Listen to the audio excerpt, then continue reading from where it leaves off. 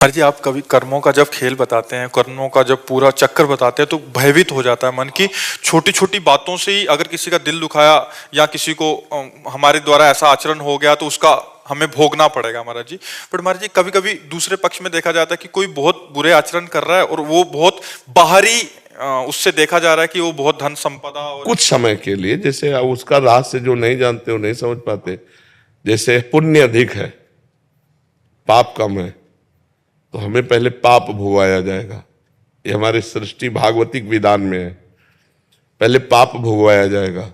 और जहां ये खत्म हुआ तो पीछे का पुण्य और अभी का पुण्य, प्रकाश ही प्रकाश, आनंद ही आनंद, कभी दुख नहीं भोगना पड़ेगा आगे।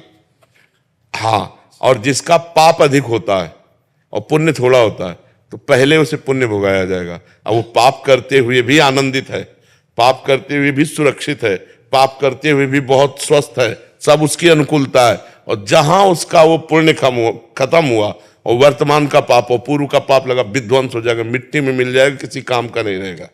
ये रहस्य। हाँ, आंतरिक ये रहस्य। देखो, महाराज नृग ने इतना दान किया कि दानियों में सर्वश्रेष्ठ नाम पड़ा। उनसे थोड़ा सा पाप बन गया, गाय जो दान न लेने वाले ब्राह्मण की गाय गौशाला आ गई और उन्होंने दान में दे दिया।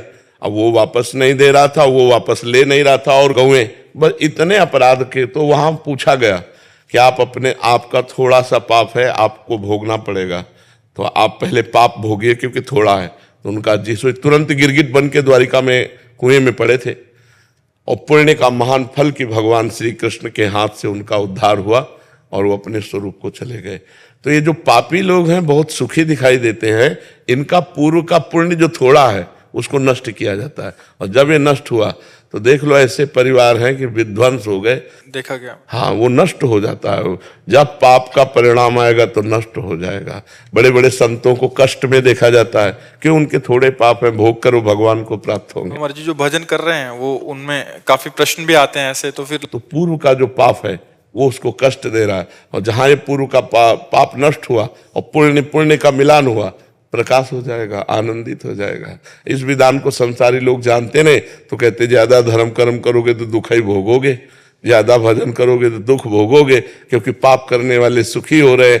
ऐसा नहीं, पाप करने वाले के पास तो कुछ बच ही नहीं जाता, फिर पुण्य नष्ट हो तभी तो किसी काम का नहीं रहता कि यहाँ का सब कुछ नष्ट हो जाएगा, इसके बाद नाली का कीड़ा बनेगा कि भूत बनेगा कि प्रेत बनेगा, क्या बनेगा, कोई परिणाम का पता नहीं। वो तो कष्ट ही कष्ट है आगे। बस आगे कष्ट है। इसीलिए तो शास्त्र में भरा पड़ा हुआ कि होश में हो जाओ, होश में, नहीं तो फिर भोगना ही भोगना पड़ेगा। नरक जाओ, फिर अन्य योनियों में जाओ, उसमें भी बड़ा कष्ट। मनुष्य शरीर में तो कहीं पीड़ा है तो हम वैद्य डॉक्टर से मिल सकते हैं, लेकिन सुअर कुत्ता बनने पर, अरे जिंदा जला के लोग खा रहे हैं, हाथ पैर बांध दिए ऐसे ही लकड़ी में, नीचे से आग लगा दी, धीरे धीरे पक रहा है और उसे खा रहे हैं लोग। बड़ा पाप कर्म करते हैं। पाप कर्म का फल बहुत दुखमय होता है। अब मान लो इस समय हम सुधार में चल रहे हैं, लेकिन पीछे बुरा किया तो भोगना पड़ेगा।